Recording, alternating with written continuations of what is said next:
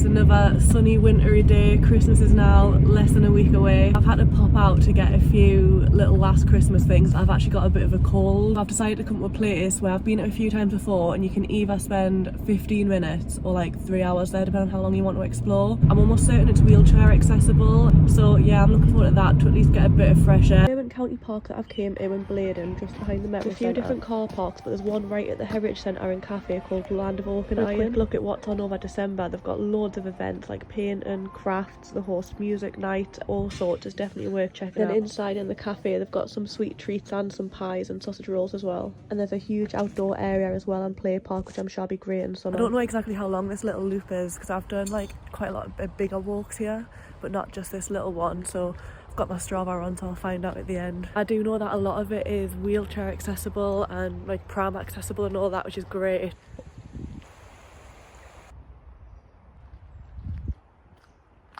I decided not to get a hot drink and it's a little colder than I thought.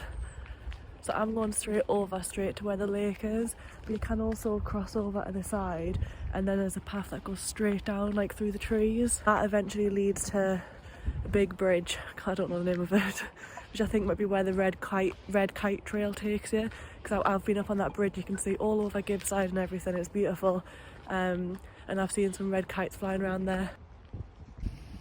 You can see signposted here, the red kite trail does actually still take you this way. You can get there through the woods as well. I was saying this was a loop, but the lake is actually, well, I was about to say over there, but I'm guessing these reeds are probably, yeah, in the water here. And I actually think it's only the lake that'll loop around and then you go back the way you came.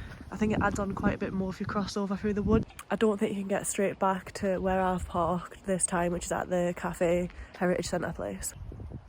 I keep missing them when they fly, but there's like a big group of swallows, I think there will be, up there, and they keep on going back and forth from this side to that side. I'll try and catch them. There's a little group of them. Don't know if you'll be able to see, there's a horse just up there standing really majestically in the sunlight. Oh, there's the swallows. Oh no, there's only a couple of them. So I've only been walking for less than 15 minutes and I'm at the lake now, which I'm going to loop around and head back.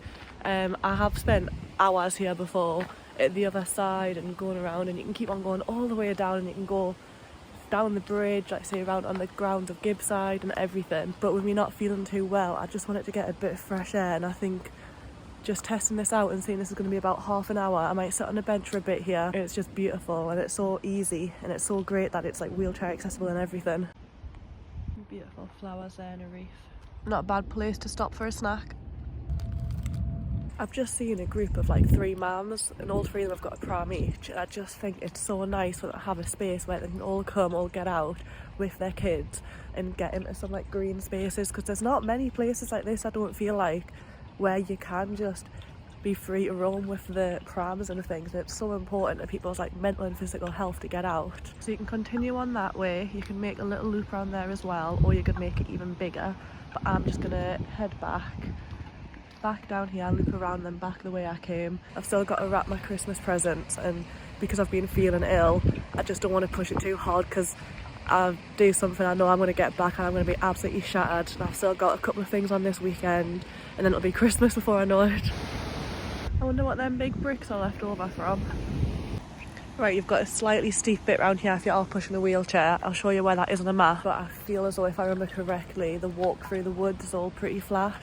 So I think that should be fine, but you might want to double check my information. A couple of years ago I came here when it was the height of autumn and all these trees were so orange. It was absolutely beautiful.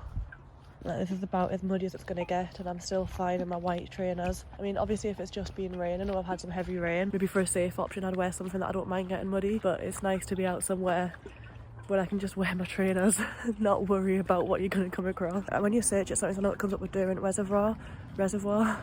And also I think somewhere in the Peak District, that's another Derwent Reservoir maybe, but it's just in Bladen. It's literally about 10 minutes on the Metro Centre. It's dead easy to get to.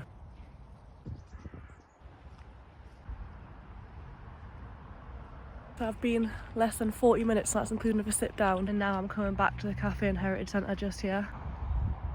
Just for reference to the buildings here, and there was a car park directly behind, and I thought I'd go to the one just slightly to the left, thinking it might be a bit less busy. To be fair, the full walk was pretty quiet.